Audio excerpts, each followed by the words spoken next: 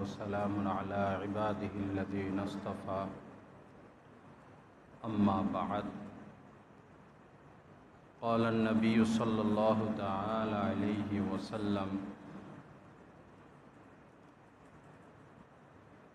الدين والنصيحة وقال عليه الصلاة والسلام لا يرحم الله من لا يرحم الناس وقال عليه الصلاة والسلام والله في عون العبد ما كان العبد في عون أخيه أو كما قال عليه الصلاة والسلام اللهم صل على سيدنا ومولانا محمد وعلى آل سيدنا ومولانا محمد وبارك وسلم আল্লাহ পাক জাল্লা জালালুহু আমাদের সবাইকে মাফ করে দেন। আল্লাহ পাক আমাদের ইসলাহ কামেল নসিব করে দেন। আল্লাহ পাকের মোহাব্বত, আল্লাহ রাসূলের মোহাব্বত আল্লাহ পাক আমাদেরকে দান করেন। আমাদের মধ্যে যে কমতিগুলো, তার মধ্যে একটা হচ্ছে দেশের জন্য আমরা দোয়া করি না।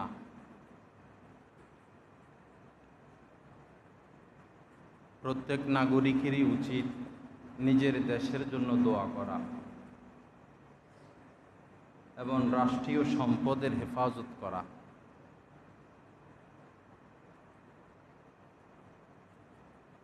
নিজের দেশকে ভালোবাসা এবং নিজের দেশের পণ্যকে অগ্রাধিকার দেওয়া।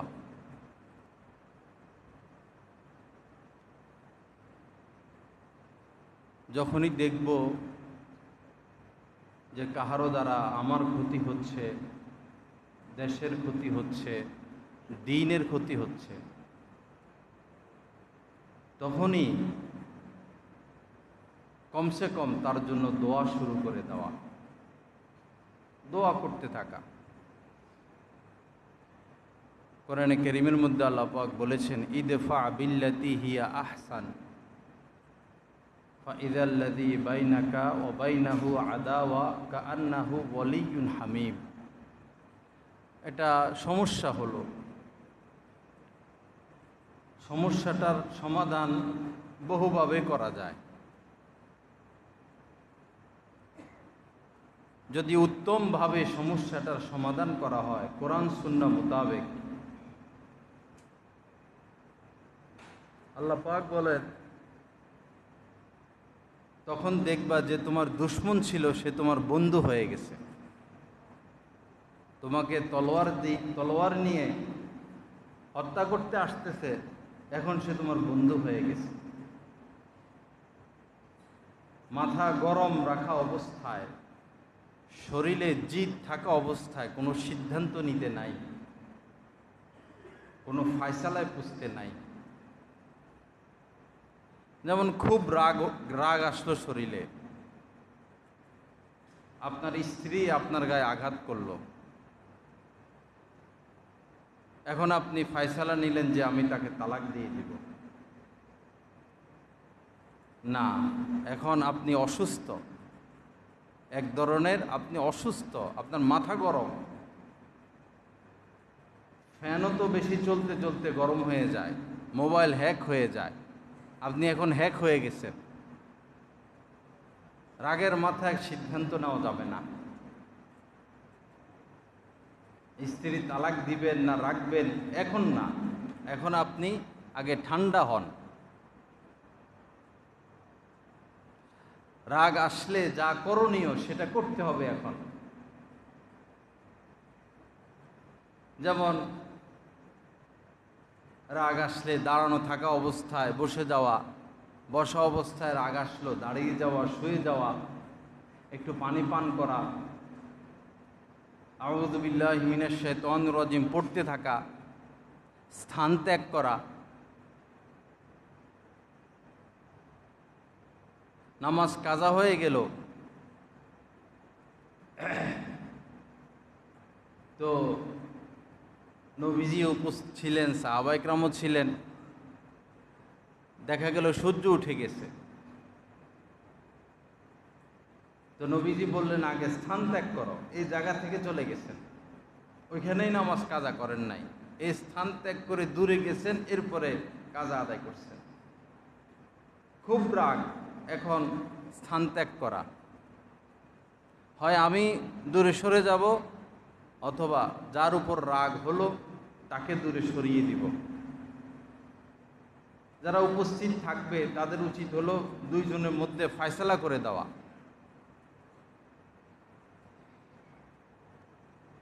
দুইজন দুই দিকে চলে গেলে দেখা দেখি নাই, আর রাগও হবে না।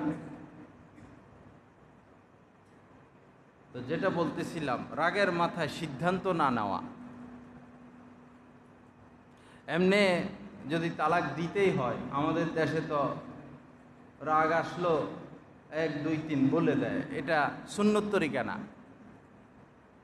তালাক দেওয়ার বিধান হলো, স্ত্রী যখন পবিত্র থাকবে তখন 1 তালাক, পবিত্র অবস্থায় গিয়ে তার হায়েজ হবে, আবার সে পবিত্র হবে, তখন 2য় তালাক, আবার সে তার হায়েজ হবে, আবার সে পবিত্র হবে, তখন 3য় তালাক। যদি ইসলামী বিধান মোতাবেক আমরা তালাক দেই, তাইলে কিন্তু কোনো স্ত্রী তালাকপ্রাপ্ত হয় না, কোনো ঘরে অশান্তি থাকে না। 1 তালাক দিলেন আপনি, তার ভিতরে তো হজম হয়ে যাবে, ছেলে মেয়ে কানবে, শ্বশুর শাশুড়ি কানবে, আপনি কান্নাকাটি করবেন, কি করলাম। তো কি করলাম, অসুবিধা নাই, তো সমাধান আছে, একটা হয়েছে মাত্র। স্ত্রীও সোজা হয়ে যাবে, আপনিও সোজা হয়ে যাবেন। আর একটাতে সোজা না হলে আবার 1 মাস অপেক্ষা করে, আবার পবিত্রতার অপেক্ষা করে আরেকটা দিলেন, অবশ্যই এখন সব ঠিক হয়ে যাবে। আমরা তো একসাথে 3 কোপ মারা দিই,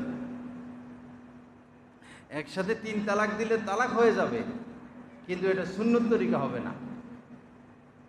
দিতে হলে সিস্টেম মোতাবেক দিবেন, তখন সংশোধন আসবে। আল্লাহ আমাদেরকে সহি বুঝ দান করেন। আর এই যে পরকিয়া করে চলে যায় বিবাহিতা মহিলারা, পরপুরুষের সাথে সম্পর্ক করে আদালতে গিয়ে তালাক দেয়, স্বামীকে নতুন স্বামী গ্রহণ করে। এই সমস্ত ক্ষেত্রে সে যে নতুন স্বামী গ্রহণ করলো, এখন তার বিয়ে জায়েজ নাই। যদি তার স্বামীর সাথে তার বিচ্ছেদ ঘটেও, কাবিননামায় কি লেখা সেটা মুশকিল, স্বামী তালাকের অনুমতি দিল কি না, দিলেও 1 তালাকের অনুমতি দিল না 3 তালাকের অনুমতি দিল, এটা কাবিননামায় লেখা থাকে। লেখার উপর ভিত্তি করে স্ত্রী তালাক গ্রহণ করতে পারবে। যদি বিচ্ছেদ হয়ও, এখন তাকে ইদ্যত পালন করতে হবে। ইদ্যতের সময় বিয়ে হারাম।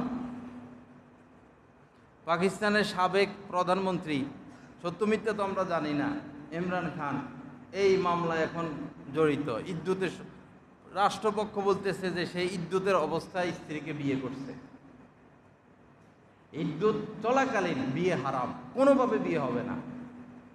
কিন্তু আমাদের দেশের মহিলারা স্বামীকে তালাক দিয়ে নতুন স্বামী গ্রহণ করে তার সাথে পলায়া যায়, তাদের ঘরে বাচ্চা হয়, বাচ্চা জারজ সন্তান, তাদের জিনা হচ্ছে।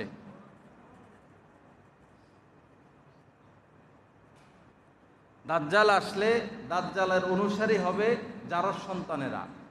তো ভাবতাম যে এত জারজ সন্তান কোথায় থেকে আসবে, তো এখন তো দেখি যে বিভিন্নভাবে ঘরে ঘরে জারজ সন্তান ভরে যাচ্ছে। তালাক দেয়, পরে এলাকার সালিশ যারা করে তারা মিলাইয়া দেয়, তওবা করাইয়া দেয়। ভাই, এটা সালিশ যারা করে তাদের কাজ না, এটা মিলাই দেওয়ার কাজ না। 3 কথা বলে ফেলছে, আর মিলানের ব্যবস্থা নাই। বিয়ে যেমন সহজ, কবুল করলাম, বিয়ে হয়ে গেছে, সহজ। তালাক দিলাম, 3 তালাক হয়ে গেছে। এই কাজটা আল্লাহ সহজ করছেন, কিন্তু আমরা বিয়েকেও কঠিন করলাম, তালাককেও কঠিন করলাম।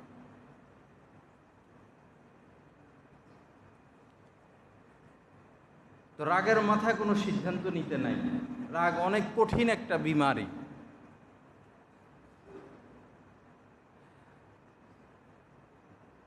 রাগের কারণে মানুষ নিজের সব কিছু হারিয়ে ফেলে।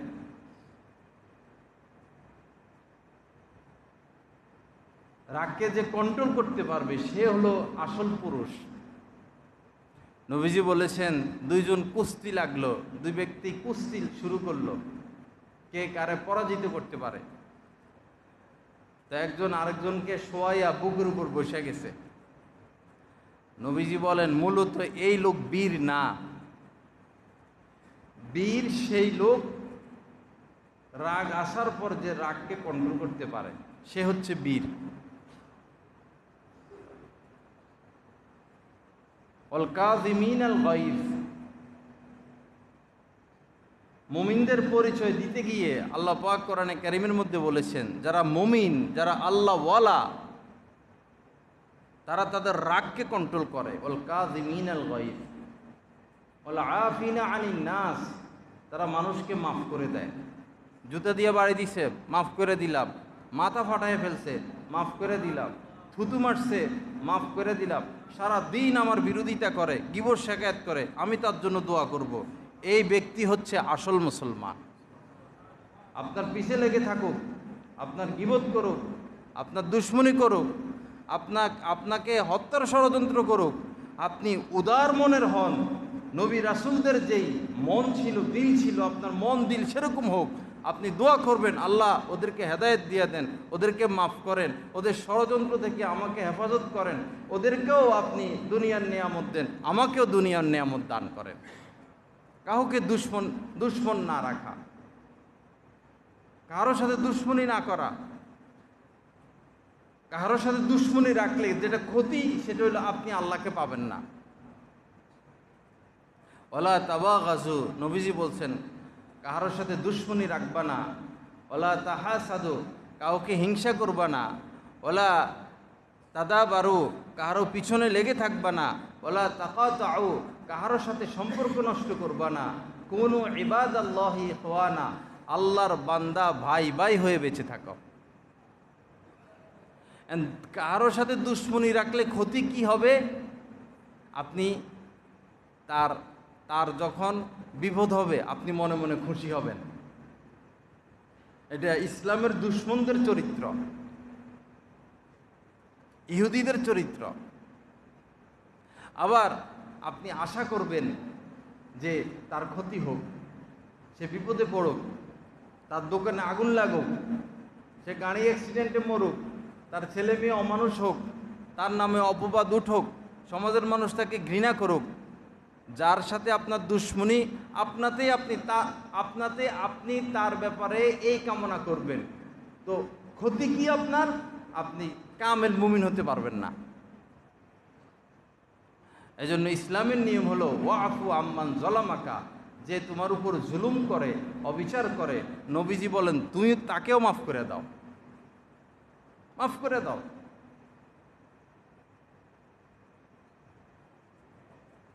নবীজি আম্মাজান আয়েশা সিদ্দিকা রাদিয়াল্লাহু তাআলা আনহা বলেছেন, নবীজি জীবনে কখনো নিজের ক্ষেত্রে নবীজি কখনো প্রতিশোধ গ্রহণ করেন নাই। দেখেন, এমন নবী আল্লাহ আমাদেরকে দান করছেন, নিজের বিষয়ে কোনোদিন তিনি প্রতিশোধ গ্রহণ করেন নাই, ক্ষমাই করে গেছেন আজীবন।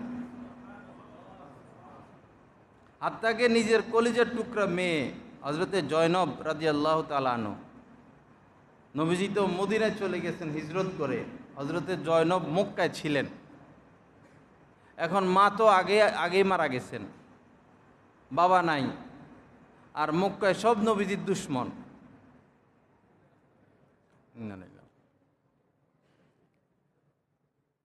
জেনারেটর আসবে।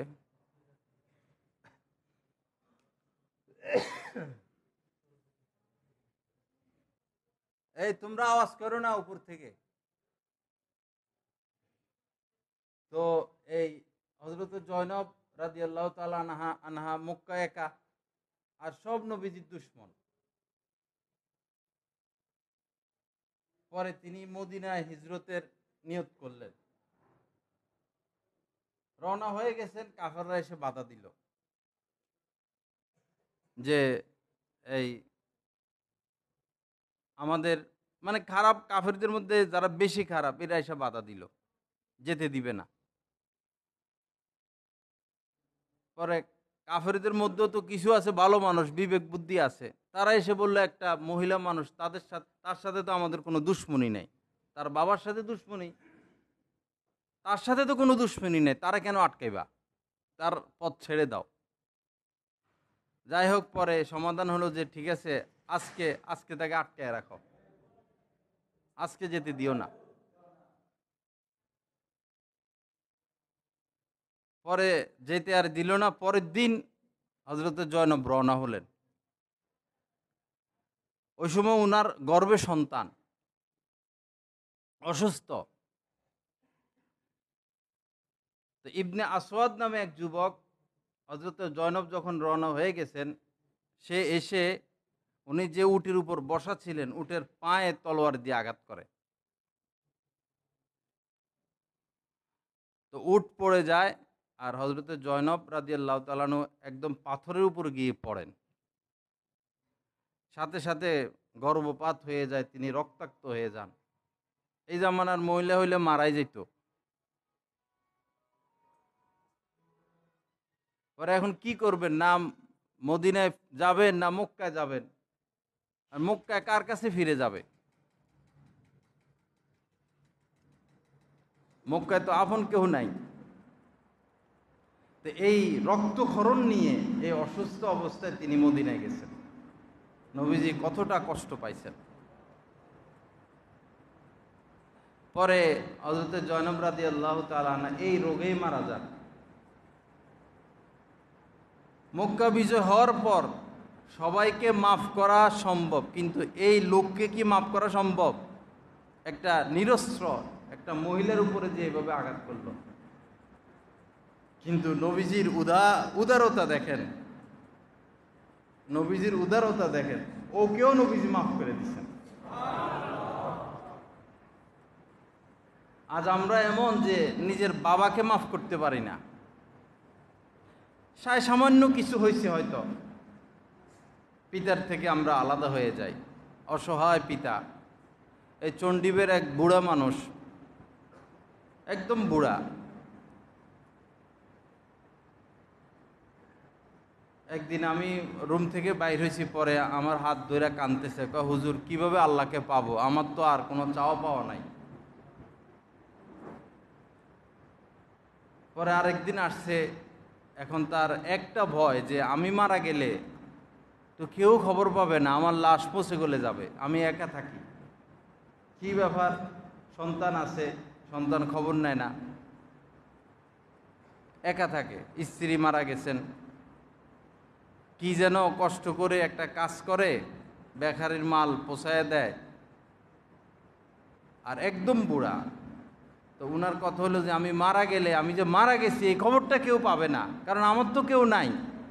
পরে আমার লাশ পচে গলে যাবে, আমারে কে দাফন করবে, কে কবর দিবে?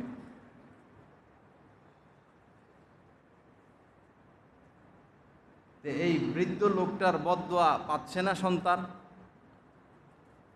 কিছু কিছু ক্ষেত্রে মানুষ পাপ কাম করলে তার শাস্তি মৃত্যুর পরে হবে। কিছু কিছু পাপ এমন যেটা শাস্তি আল্লাহ পাক দুনিয়াতে দিবেন, দুনিয়াতেও দিবেন, আখিরাতেও দিবেন। ওই অপরাধগুলোর মধ্যে একটা হচ্ছে পিতামাতার অবাধ্য হওয়া। পিতামাতার অবাধ্য যে সন্তান হবে, পিতামাতাকে যে সন্তান কষ্ট দিবে, এটা শাস্তি সাজা তাকে অবশ্যই দুনিয়াতেও পেতে হবে, মৃত্যুর পরেও পেতে হবে, কোনো ছাড় নাই। এজন্য আল্লাহ রস্তে মা বাবার পা ধরে মাপ নিয়ে নেই। মা বাবার কাছে মাপ চাইলে কারো ইজ্জত কমে না। মা বাবাকে ইজ্জত দিলে কারো ইজ্জত কমে না, বাড়ে। যারা আঘাত দিছি, যারা দূরে সরে আছি, বিভিন্ন কারণে দূরত্ব, আল্লাহ রস্তে দূরত্ব কেটে ফেলি। একদিন কাঁদবেন, একদিন বুঝবেন যে আমার মা বাবা ছাড়া তো আমার আসলে আপন কেউ নাই। এখন যত আপন দেখি, শ্বশুর আপন, শাশুড়ি আপন, শালিকা আপন, শ্যালক আপন, স্ত্রী আপন, সন্তান আপন। বিপদে পড়লে দেখবেন আসল মা বাবার চেয়ে আপন কেউ নাই। আপনার বিপদে আপনাকে সবাই ফেলে রেখে যাওয়া সম্ভব। আপনার এমন বিপদ সবাই আপনাকে রেখে চলে যাবে, কিন্তু আপনার মা কোনোদিন আপনাকে রেখে যাবে না। দুনিয়াতে এমন মা নাই যে সন্তানকে বিপদে রেখে চলে যাবে, এমন মা নাই। মাই আপন, বাবাই আপন। তো যাদের মা বাবার সাথে দূরত্ব হয়ে গেছে, একদম পা ধরে মাপ নিয়ে নেই, দেখবেন আপনার জীবনে কত বরকত, আপনি কত সফল। একজন মানুষ মা বাবার থেকে যত দূরে, সে আল্লাহর থেকে তত দূরে। যার উপরে তার মা বাবা অসন্তুষ্ট, আল্লাহর কসম তার উপরে আল্লাহ অসন্তুষ্ট। রেজাল রব্বি ফি রেজাল ওয়ালিদি ও সাখাতুর রব্বি ফি সাখাতিল ওয়ালিদ। একদম স্পষ্ট ভাষা নবীজি বলে দিচ্ছেন, রেজাল রব্বি ফি রেজাল ওয়ালিদি। যার উপরে, যে সন্তানের উপরে তার পিতা সন্তুষ্ট, যে সন্তানের উপরে তার পিতা সন্তুষ্ট, আল্লাহ তার উপর সন্তুষ্ট। যে সন্তানের উপরে তার পিতা অসন্তুষ্ট, আল্লাহ তার উপর অসন্তুষ্ট। আল্লাহর হস্তে মা বাবার সাথে কেউ দূরত্ব রাখবেন না। কোনোদিন আপনি সফল হতে পারবেন না, কোনোদিন আপনি শান্তি পাবেন না। আর আপনার সাথে আপনার মা বাবার দূরত্ব যতটা, মনে রাখবেন আপনার সাথে আপনার সন্তানের দূরত্বটা এর থেকে ডবল হবে। আপনি তার গায়ে হাত তোলেন নাই, এমনও হইতে পারে আপনার সন্তান আপনার গায়ে হাত তুলে বসবে। হুমা জান্নাতুকা ওয়া নারুকা। নবীজিকে বললেন যে ইয়া রাসূলুল্লাহ, মা বাবার হক কি? নবীজি বললেন, তোমার মা বাবা তোমার জান্নাত, তোমার মা বাবা তোমার জাহান্নামও। অর্থাৎ তাদের সেবা করবা, খেদমত করবা, তাদেরকে রাজি খুশি রাখবা, তোমার জন্য জান্নাত। আর তাদেরকে কষ্ট দিবা, তাদের থেকে দূরে সরে থাকবা, তোমার জন্য জাহান্নাম।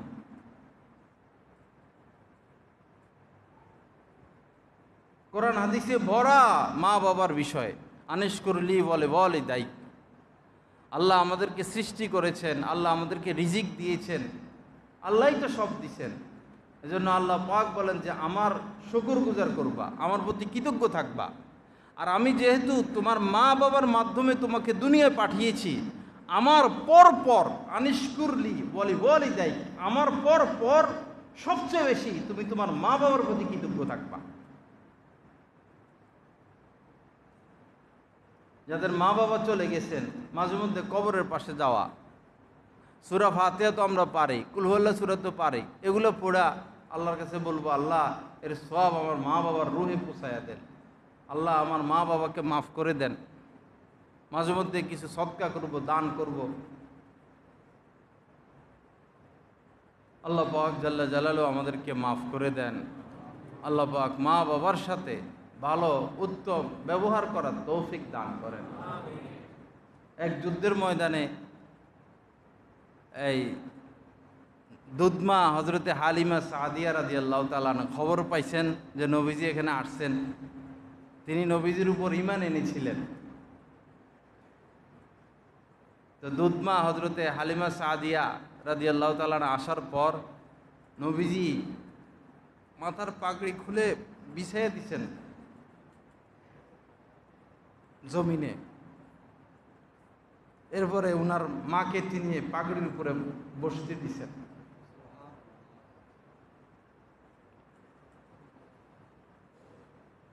তো নবী যদি তার দুধমাকে, আরবের ওই সময় সবচেয়ে বড় সম্মান এটা, এর থেকে বড় সম্মান আর নাই। তো নবী যদি নিজের দুধমাকে এই সম্মান দিতে পারেন, তা আমরা আমাদের আপন মাকে কতটা সম্মান দেওয়া উচিত।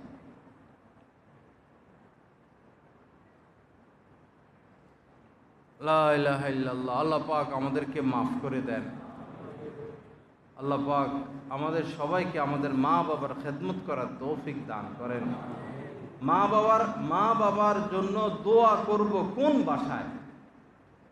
কোন ভাষায় দোয়া করলে আল্লাহ দোয়া কবুল করবেন? আল্লাহ নিজেই দোয়া শিখিয়ে দিয়েছেন। সুবহানাল্লাহ। কোরআন শরীফে আছে, এইভাবে এই ভাষায় তোমরা আমার কাছে তোমাদের মা বাবার জন্য দোয়া করো, রব্বির হামহুমা কামা রব্বায়ানি সগীরা। কি সুন্দর কথা, কত ছোট কথা, কিন্তু কত জামে মানে কথা।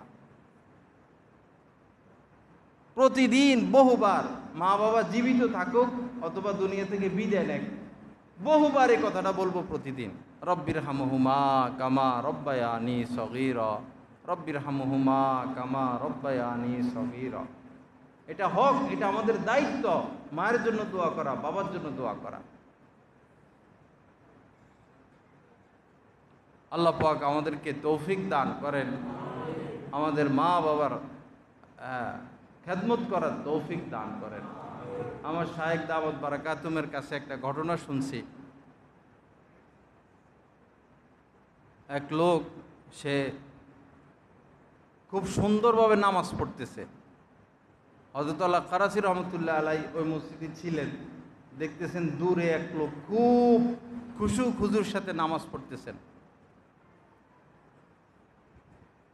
বসে বসে নামাজ দেখছেন যে এত সুন্দর নামাজ পড়ে। পরে উঠে গেছেন কাছাকাছি, পরে যায় দেখেন যে তার শরীরে কুষ্ঠ, সে কুষ্ঠ রোগী। তো খোঁজ খবর নিলেন, রোগের কথা জিজ্ঞাসা করলেন। পরে বললেন যে এটা আমার মায়ের একটা বদদোয়া, আরেকটা বদদোয়ার অপেক্ষায় আমি আছি। না, এটা আমার মায়ের, আমার মা আমাকে দুইটা বদদোয়া করছেন, একটা বদদোয়া কবুল হয়ে গেছে, দ্বিতীয় বদদোয়ার অপেক্ষায় আছি। তো বলল কি বিষয়? তো বলল আমার মা আর আমার স্ত্রী আর আমার মার সাথে ঝগড়া চলতেছে।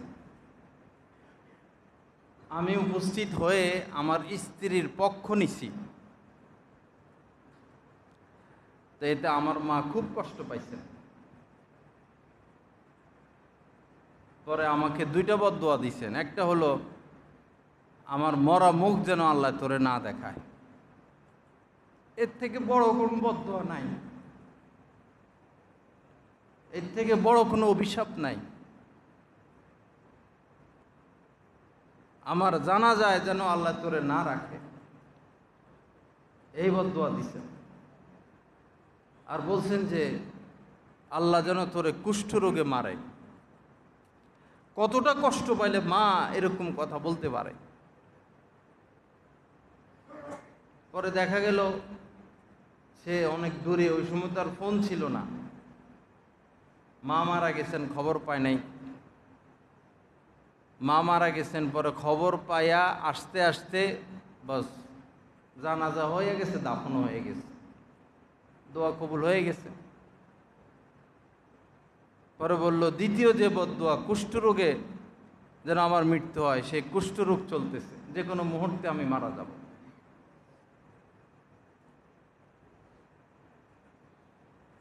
কখনো যদি এমন হয় স্ত্রী আর মায়ের সাথে ঝগড়া, অবশ্যই আপনি মায়ের পক্ষ নেবেন। আপনার মায়ের দোষ হইলেও, দোষ আপনার মায়ের, তাও আপনি প্রকাশ্যে আপনার মায়ের পক্ষ নিবেন, বাবার পক্ষ নিবেন, নিয়ে স্ত্রীকে দুই এক কথা বলে ঝগড়া সমাধান করে দিবেন। পরে গোপনে স্ত্রীর কাছে মাপ চাইয়ে নিবেন, গোপনে স্ত্রীর কাছে মাপ চাইয়ে নিবেন যে আমি আমার মায়ের তো বদদোয়া নিতে পারি না। তারে 5,000 টাকা হাদিয়া দিয়ে দিবেন, 10,000 টাকা হাদিয়া দিয়ে দিবেন, কানে দুল বানাইয়া দিবেন, কিন্তু প্রকাশ্যে মায়ের পক্ষে যাবেন, প্রকাশ্যে বাবার পক্ষে যাবেন। পরে তার থেকে মাফ নিয়ে নেবেন, এটা হিকমত। এখানে সুবিচার চলবে না। স্ত্রী মা, স্ত্রী বাবা, এখানে সুবিচার করা যাবে না। মা বাবা বড় স্পর্শকাতর বিষয়। আল্লাহ হেফাজত করেন। ওই যে হযরতে বাইজিদ বোস্তামির ঘটনা,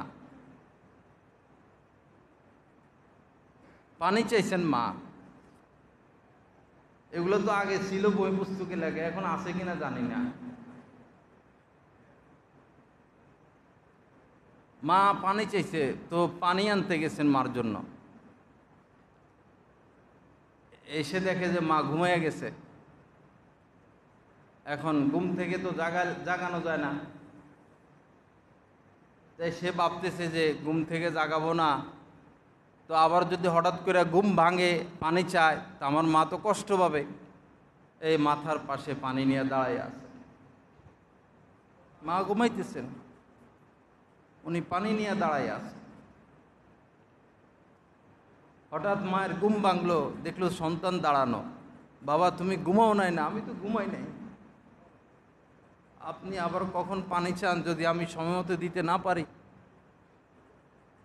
এই যে দোয়া করে দিছেন সন্তানকে, এক দোয়া এসে হজরত বাইজিদ বোস্তামি হয়ে গেলেন, সারা পৃথিবীর সমস্ত মানুষের শ্রদ্ধার পাত্র হয়ে গেলেন।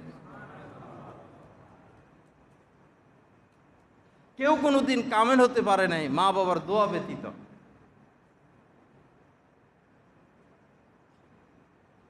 আল্লাহ পাক আমাদেরকে আমাদের মা বাবার সাথে সুসম্পর্ক রাখার তৌফিক দান করেন। একদম পায়ে পড়ে যাবেন, মা আমার মাফ করে দাও, একদম পা ধরবেন। পৃথিবীতে এমন মা বাবা নাই যে আপনি পা ধরলে আপনাকে ফিরাইয়া দিবে। আপনার দোয়াও কবুল হবে না যদি বাবা মা আপনার উপর অসন্তুষ্ট থাকে, আপনার ইবাদতও কবুল হবে না। কোনো রক্ষা নাই, কোনো উপায় নাই, আপনাকে দুনিয়াতে শাস্তি গ্রহণ করতে হবে। ওয়ালা তাকুল্লাহুমা উফ, কি কথা আল্লাহ পাক বলছেন যে এমন আচরণ করবা না মা বাবার সাথে তোমার উপরে বিরক্ত হয়ে, তোমার আচরণে কষ্ট পেয়ে উফ শব্দ তোমার মা বাবার মুখ দিয়া বাইর হয়, এরকম আচরণও মা বাবার সাথে করতে পারবা না।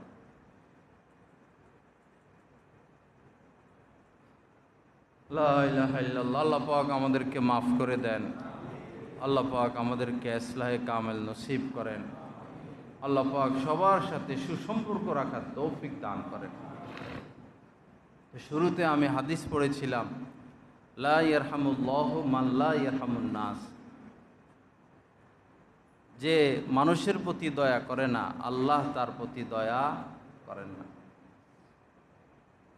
মানুষ বলছেন, এই মানুষের মধ্যে ইহুদিও আছে, খ্রিস্টানও আছে, অমুসলিমও আছে, মুসলিমও আছে।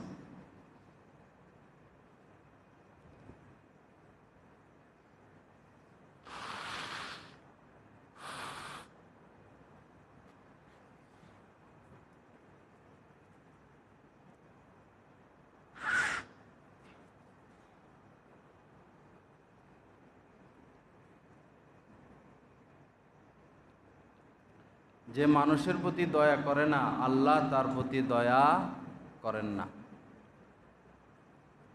বাবা, নিষ্ঠুর না হওয়া,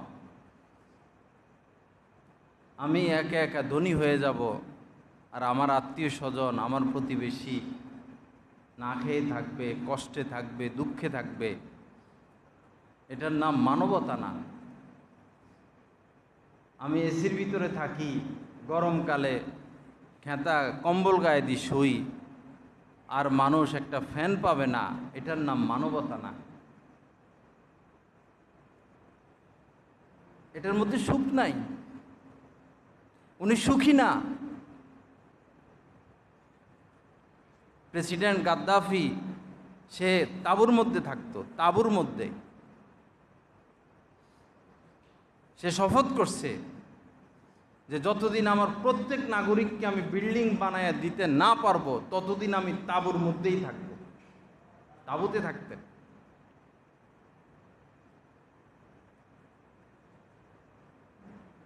আফগানিস্তানের নতুন সরকারের বহু মন্ত্রী পায়ে হেঁটে অফিসে যায়, সাইকেল চালায় অফিসে যায়, মন্ত্রী সাইকেল চালায় অফিসে যায়।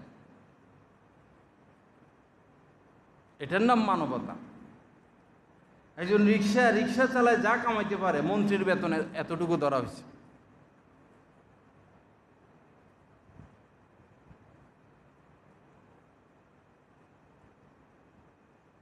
কিয়ামতের দিন আল্লাহ বলবেন যে আমি পিপাসিত ছিলাম, তুমি আমাকে পানি পান করাও নাই,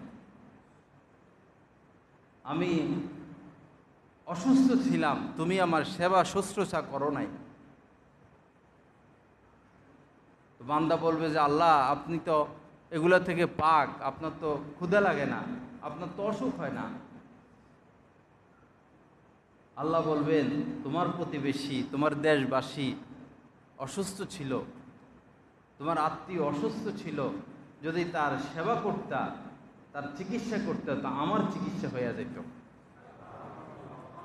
তোমার দেশবাসী, তোমার এলাকার লোক, তোমার প্রতিবেশী, তোমার আত্মীয় স্বজন ক্ষুধার্ত ছিল, যদি তাদেরকে খাওয়াইতা তো আমাকে খাওয়ানো হয়ে যেত। লা ইয়ারহামুল্লাহু মান লা ইয়ারহামুন নাস, যে মানুষের প্রতি দয়া করে না, আল্লাহ তার প্রতি দয়া করবেন না। সামর্থ্য অনুযায়ী আমরা দান সদকা করব। সামনে আমাদের দেশের অবস্থা কোন দিকে গড়ায়, শুধু আমি একা একা ধনী হয়ে যাব এই ফিকির না করি। আপনার টাকা পয়সা আছে, আপনি মিল ফ্যাক্টরি খুলে দেন না, গরিব মানুষ কাজ করুক, খাক। আমরা আর মালয়েশিয়া পাশাপাশি স্বাধীন হয়েছি। মালয়েশিয়ার থেকে এই দেশে এসে কেউ কাজ করে না, আমরা যাই গোলামি করতে হয় তাদের। কেন? মিল ফ্যাক্টরি খুলে দিছে। দেশে যাদের টাকা আছে তারা মিল ফ্যাক্টরি খুলে দিছে, গরিব মানুষ এখানে খেটে খায়। আমরা বিদেশে টাকাগুলো না পাঠিয়ে যদি দেশে কর্মসংস্থানের ব্যবস্থা করে দিতাম, আমার দেশের মানুষ খাইয়া বাঁচত।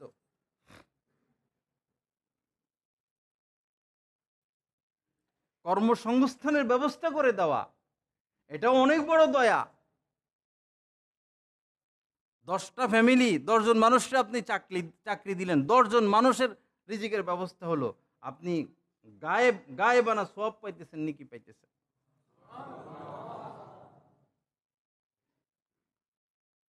লা ইলাহা ইল্লাল্লাহ। আল্লাহ পাক আমাদের সবাইকে মাফ করে দেন। যাই হোক, শুরুটা যেটা বলেছিলাম যে নিজে আমাদের দেশের জন্য দোয়া করা, এটা আমাদের দায়িত্ব, দেশের জন্য দোয়া করা। দেশে যদি গৃহযুদ্ধ লাগে, দেশ যদি পরাধীন হয়ে যায়, দেশে যদি বিপর্যয় আসে, দুর্ভিক্ষ আসে, তো বিপদে তো আমরাই পড়ব। সব সময় দেশের জন্য দোয়া করবেন। আমার শায়েখকে দেখি দেশের জন্য দোয়া করতে করতে করতে করতে 2, 3, 4, 5 মিনিট পর্যন্ত শুধু দেশের জন্য দোয়া করে।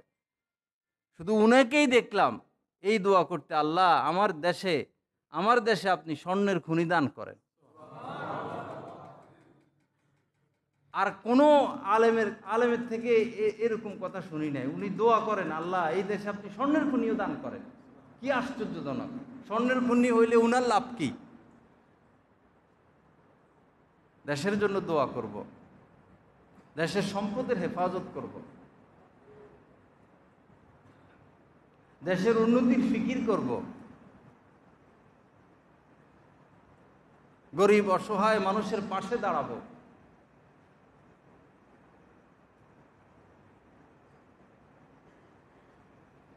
আস্তাগফিরুল্লাহাল্লাযী লা ইলাহা ইল্লা হুয়াল হাইয়ুল কাইয়্যুম ওয়া আতুবু ইলাইহি। যাই হোক, আলোচনার শেষের দিকে দিলকে পরিষ্কার করে ফেলি ভাই, একদম ময়লা মুক্ত। কাউকে আমি ঘৃণা করব না, কারো প্রতি দুশ্মনী রাখবো না, কারো প্রতি হিংসা রাখবো না। যে আমার সাথে দুশ্মনী রাখে তার জন্য উল্টা দোয়া করব। একদম দিল পরিষ্কার করে ফেলি।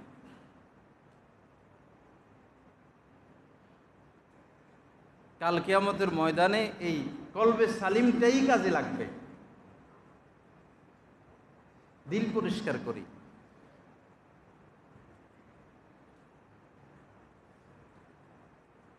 ইন্নাল মুমিনা ইযা আযনাবা কানাত নুকতাতুন সাউদা। মুমিন যখন কোনো পাপ করে তো অন্তরের মধ্যে কালো দাগ পড়ে। আবার তওবা করলে, মাপ চাইলে আল্লাহ অন্তর পরিষ্কার করে দেয়। জামা কাপড়ে ময়লা লাগলে সাবান দিয়ে ধুইতে হয়, আর অন্তরে ময়লা পরিষ্কার করতে হয় তওবা ইস্তেগফারের দ্বারা। তওবা ইস্তেগফার করব, অন্তর পরিষ্কার হবে। মানুষের সাথে ভালোবাসার সম্পর্ক রাখবো। দেখা হইলো আসসালামু আলাইকুম ওয়া রাহমাতুল্লাহ, কেমন আছেন, হাসি মুখে সালাম দিব। এখন সে আমার দুশ্মন, বা সে আমার অন্য পক্ষটক্ষ কি? পৃথিবীর ইতিহাসে কোনোদিন মুসলমানরা এক পক্ষের হয় নাই। কেউ এই মত, কেউ এই মত, কেউ এই মত, কেউ এই দল, কেউ এই দল, কেউ এই দল। এটা আছে, এটা কিয়ামত পর্যন্ত থাকবে। আল্লাহ দেখতে চান এই অবস্থায়ও আপনি আমি আল্লাহর বান্দাদের ব্যাপারে মহব্বত রাখি কিনা, সুসম্পর্ক রাখি কিনা, এটা আল্লাহ দেখতে চান। সে হোক অন্য দলের, আপনি তাকেও ভালোবাসতে হবে, মহব্বত করতে হবে, ঘৃণা রাখা যাবে না, তার কোনো ক্ষতি কামনা করা যাবে না।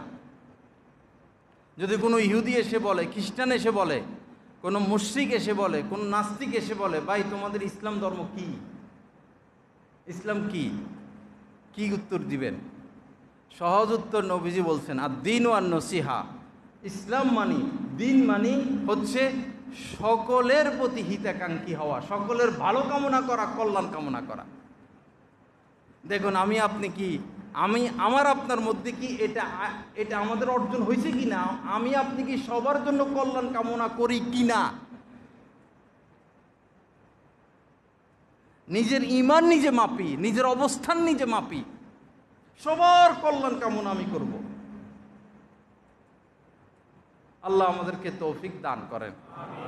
সবার জন্য যখনই দোয়া করব, বাস যারা দুশ্মন, যারা বিরোধিতা করে, যারা ক্ষতি করে, যারা আপন, যারা পর, সবার জন্য দোয়া করা, সবার জন্য দোয়া করা। লা ইলাহা ইল্লাল্লাহ। আরেকটা বিষয় হলো আল্লাহ পাকের সাথে যেন আমাদের সম্পর্ক হয়ে যায়, এই জিনিসটা আল্লাহ চান। দূরে দূরে না থাকি, আল্লাহ পাকের সাথে যেন আমাদের একটা সম্পর্ক হয়, একটা যোগাযোগ হয়, একটা মহব্বত সৃষ্টি হয়। আপনি অনুভব করবেন যে আল্লাহ আমাকে দেখতেছেন। ইবাদত বন্দেগীর দ্বারা মাকসাদ সেটা, আন তা'বুদাল্লাহ কাআন্নাকা তারা। নবীজি বলছেন এমনভাবে ইবাদত করো কেমন যেন তুমি আল্লাহকে দেখতেছ। ফা ইন লাম তাকুন তারাহু ফা ইন্নাহু ইয়ারাকা। যদি এই পর্যায়ে পৌঁছতে না পারো, অন্তত এর নিম্নের স্তর হলো যে আল্লাহ তোমাকে দেখতেছেন, এই অনুভূতি যেন হাসিল হয়ে যায় যে আল্লাহ আমাকে দেখতেছেন, আল্লাহ আমার সাথে আছেন। এই এক অনুভূতি। যেমন পকেটে মোবাইল আছে কি নাই আমরা বুঝি না। আমার পরনে লুঙ্গিটা পরনে আছে না খুলে গেছে আমরা তো অনুভব করি। মাথায় টুপি আছে কি নাই অনুভব করি। মহিলাদের গর্ভে সন্তান আসলে মহিলারা অনুভব করে আমার গর্ভে বাবু আছে। নড়াছড়া বন্ধ হইলেই অস্থির হয়ে যায়, আরে বাচ্চা লড়ে না কেন। দেশ গ্রামে মহিলারা পাকঘরে রান্না করে, বাচ্চা খেলে, ছোট বাচ্চা, তো বাচ্চা কোন জায়গায় আছে মা দেখে না, কিন্তু মার অনুভব আছে। বাচ্চা এখন পাকঘরের এই কোনায়, বাচ্চা এখন পাকঘরের ওই কোনায়, বাচ্চা খেলতে খেলতে 20 হাত 30 হাত দূরে গেছে, মার কিন্তু এই অনুভূতি থাকে। ঠিক ইবাদত করতে করতে, গুনাহ থেকে বাঁচতে বাঁচতে আমাদের এমন অবস্থা হবে যে এরকমভাবে আমি আল্লাহকে অনুভব করি, আল্লাহকে আমি এরকম অনুভব করি, অনুভবই যেন আমরা হয়ে যাই। আল্লাহ পাক আমাদেরকে সেই মাকাম নসিব করেন। যখন এই পর্যায়ে যাব তখন কি হবে, ইবাদত বন্দেগী স্বাভাবিক হয়ে যাবে। নামাজ পড়তে ভালো লাগবে, গুনাহ থেকে বাঁচতে ভালো লাগবে, রোজা রাখতে ভালো লাগবে, হজ ভালো লাগবে, উমরা ভালো লাগবে, সকল দিনের কাজ ভালো লাগবে। আপনাতেই হবে। আরেকটা হলো আল্লাহর সাথে বিশেষ এক সম্পর্ক হয়ে যাবে। আপনি অনুভব করবেন অন্তর আত্মার মধ্যে আল্লাহকে, আল্লাহর উপস্থিতি। আল্লাহ পাক আমাদেরকে সেই মাকামে পৌঁছার তৌফিক দান করেন। আল্লাহ পাক আমাদেরকে সমস্ত গুনাহ থেকে বাঁচার তৌফিক দান করেন, অন্তর আত্মাকে পরিষ্কার করার তৌফিক দান করেন। আমাদের এখানে মাশাআল্লাহ প্রতি জুমার দিন বয়ান হয়, এবং যে মাসিক ইজতেমা প্রতি ইংরেজি মাসের শেষ শুক্রবার, এবং মহিলাদের 2 পয়েন্টে মহিলা মাস্তুরাতের বয়ান হয়। প্রথম শনিবার ভৈরব বাজার খন্দকার টাওয়ারে 3টা থেকে, আরেকটা হলো ভৈরবপুর বাদশা মিয়ার বাড়িতে দ্বিতীয় মঙ্গলবার, সেটাও 3টা সাড়ে 3টা থেকে।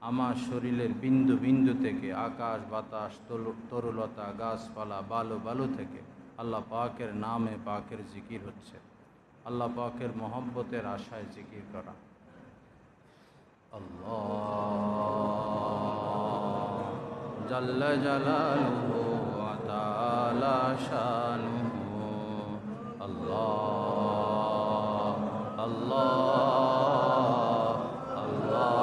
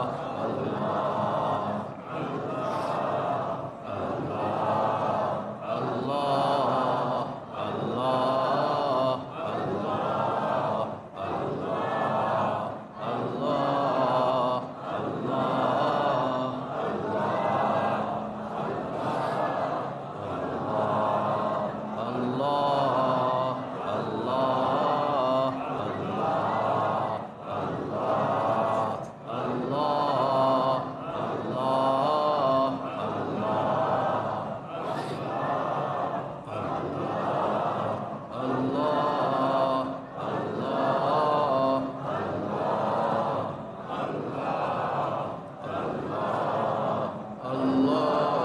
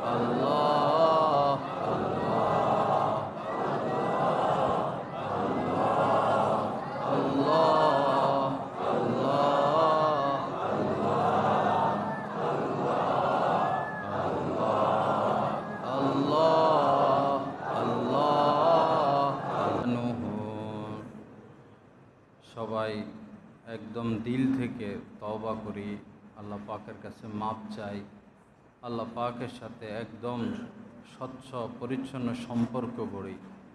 সবাই মনে মনে এটা বলি, আল্লাহ যত গুনাহ করেছি, যত পাপ করেছি, আমি লজ্জিত, আপনি আমাকে মাফ করে দেন, আমি আর গুনাহ করব না, আমি আর পাপ করব না। হতে পারে একটু পরেই এখনই আমাদের মৃত্যু হয়ে যেতে পারে, হয়তো তওবার সুযোগ আমাদের নাও হতে পারে। এজন্য একদম দিল থেকে তওবা করা, আল্লাহ পাকের কাছে মাপ চাওয়া, মাপ চাইতে থাকা। আল্লাহ যেন আমাদের সবাইকে মাফ করে দেন। আলহামদুলিল্লাহ রাব্বিল আলামিন, আসসালাতু ওয়াসসালামু আলা সাইয়্যিদিল মুরসালিন ওয়া আলা আলিহি ওয়া আসহাবিহি আজমাইন। আল্লাহুম্মা ইগফির লানা ওয়ারহামনা, আল্লাহুম্মা ইগফির লানা ওয়ারহামনা, আল্লাহুম্মা ইগফির লানা ওয়ারহামনা। রব্বানা যালামনা আনফুসানা ওয়া ইল্লাম তাগফির লানা ওয়া তারহামনা লানাকুনান্না মিনাল খাসিরিন। রব্বি ইগফির ওয়ারহাম ওয়া আনতা খায়রুর রাহিমিন।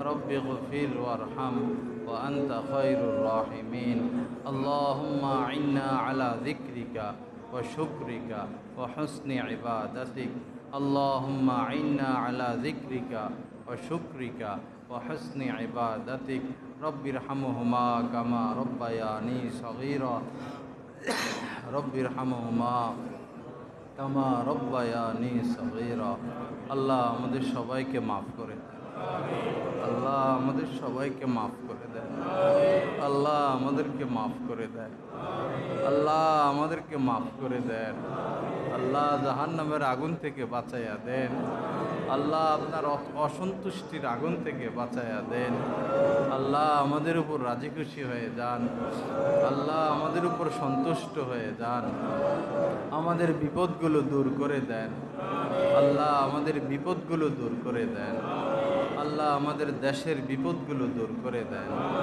আল্লাহ আমাদের দেশের বিপদগুলো দূর করে দেন আল্লাহ আমাদের মা বাবাকে মাফ করে দেন আল্লাহ আমাদের মা বাবাকে মাফ করে দেন আল্লাহ মা বাবার খেদমত করার তৌফিক দিয়া দেন মা বাবার সাথে সুন্দর সম্পর্ক রাখার তৌফিক দিয়া দেন ইয়া করিম ইয়া রব্বাল আলামিন সারা বিশ্বে যেখানেই কোনো মুসলমান আয় আল্লাহ নির্যাতিত আল্লাহ সেই মুসলমানকে আপনি সাহায্য করেন নির্যাতনের হাত থেকে মুসলমানদেরকে হেফাজত করেন আল্লাহ বিশেষ করে আমাদের ফিলিস্তিন গাজার মুসলমানদের প্রতি আপনি দয়া করেন আল্লাহ স্বাধীন ফিলিস্তিন আপনি কবুল করেন আল্লাহ যে ফিলিস্তিনে আল্লাহ আপনার খলিল হজরত ইব্রাহিম আলাইহিস সালাম শাহিদ আছেন আল্লাহ যে ফিলিস্তিনে হাজার হাজার নবী রাসূলদের কদম পড়েছে আল্লাহ যে ফিলিস্তিনের মাটির নিচে আপনার হাজার হাজার নবী রাসূল শোয়া আছে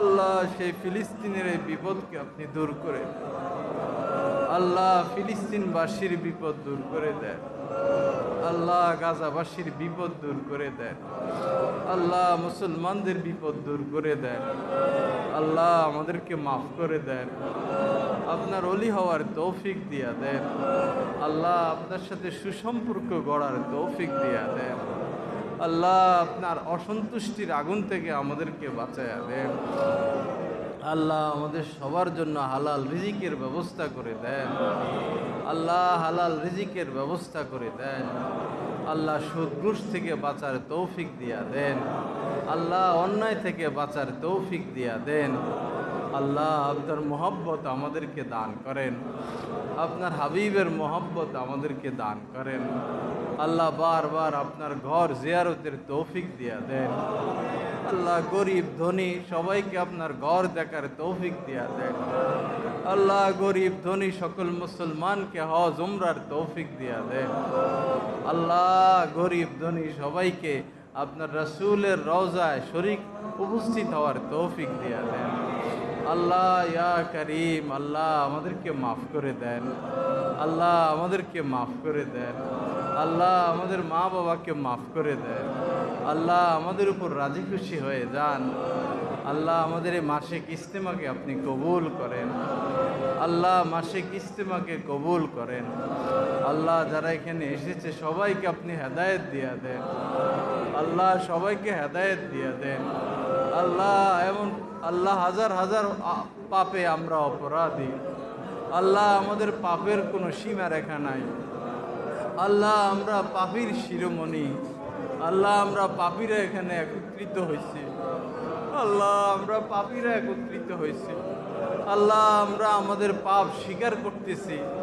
আল্লাহ আমরা আমাদের অপরাধ স্বীকার করতেছি আল্লাহ আপনি গফুর আল্লাহ আপনি গফুর আপনি তাওয়াব আল্লাহ আমাদের অপরাধগুলো মাফ করে দেন আল্লাহ আমাদের অপরাধগুলো মাফ করে দেন আল্লাহ জান্নাতের ফয়সালা করে দেন আল্লাহ আমাদের ছেলে মেয়েদেরকে মানুষ হওয়ার তৌফিক দিয়া দেন আমাদের ঘরের সবাইকে নামাজি বানাইয়া দেন আল্লাহ এই ভৈরবের সমস্ত নারী পুরুষকে হেদায়েত দিয়া দেন আল্লাহ এই ভৈরবের মধ্যে দ্বীন কায়েম করে দেন সমস্ত মহিলাদেরকে পর্দার তৌফিক দিয়া দেন আল্লাহ যারা সুদের সাথে লিপ্ত হয়ে গেছে তাদেরকে তওবা করার তৌফিক দিয়া দেন আল্লাহ ইয়া করিম আমাদের এই মাসিক ইজতেমাকে কবুল করেন আল্লাহ যারা আর্থিকভাবে সহযোগিতা করে তাদেরকে উত্তম বদলা দান করেন, তাদের মালের মধ্যে আপনি বরকত দিয়া দেন, তাদের ব্যবসা বাণিজ্যের মধ্যে বরকত দিয়া দেন। আয় আল্লাহ, এই দেশের সমস্ত মাদ্রাসাগুলোকে আপনি হেফাজত করেন, আমাদের দেশের স্বাধীনতাকে আপনি হেফাজত করেন। আল্লাহ যারা রাষ্ট্র পরিচালনার দায়িত্বে রয়েছে সবাইকে আপনি হেদায়েত দিয়া দেন। আল্লাহ উত্তম আমানতদারিতা নসিব করে দেন। সুবহান রব্বিকা রব্বিল ইজ্জতি আম্মা ইয়াসিফুন ওয়া সালামুন আলাল মুরসালিন আলহামদুলিল্লাহি রব্বিল আলামিন। আমিন বিরহমাতিকা ইয়া আরহামার রাহিমিন।